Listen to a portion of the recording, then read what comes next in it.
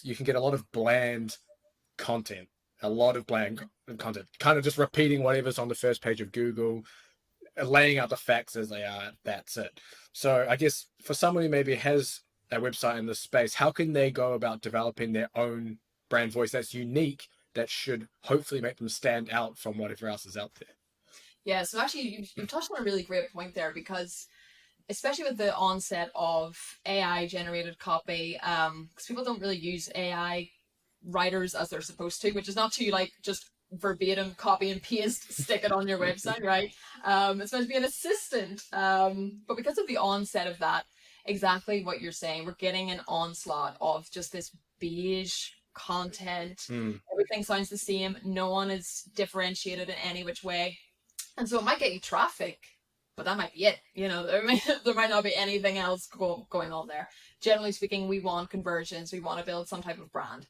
So for me, really when it comes to your brand voice, it really starts with your values and what your audience wants. So I always say, like, before you write a piece of content, you have to ask yourself, what is my argument here? So it's kind of like almost going back to like uni or in school where you couldn't just like, okay, here's 5 tips on the American Civil War.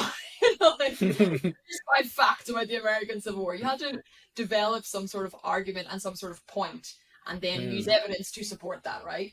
Yeah. So I always say when you're writing content, what is your argument here? Why does this need to exist? And why do you know it to be true? Or why do you believe that it's true?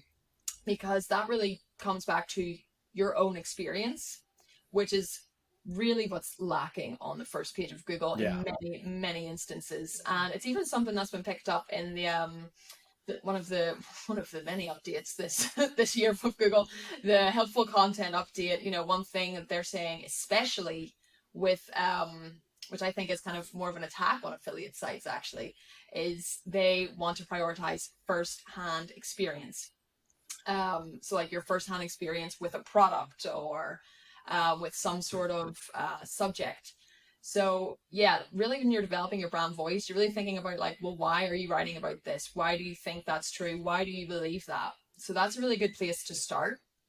And second of all is to do what we call voice of customer research in copywriting, which is literally talking to your audience. It's interviewing people, it's sending out surveys, it's finding their kind of pain points, their goals, their objections or hesitations, and Mm. kind of like leveraging that in your own copy and your own content, literally like almost using their own words back to them.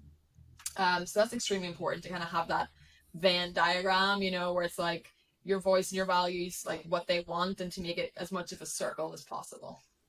So yeah, that's Yeah. a really good place to start. And so we usually have one of the copywriters who works with us. She works on the brand voice guides a lot. We recently did an Instagram live about it, and she was saying one thing she loves asking people when she's developing these brand voice guides for our clients is like, what makes you really angry about like your industry? Like what's out there that like really pisses you off that you don't like? Mm.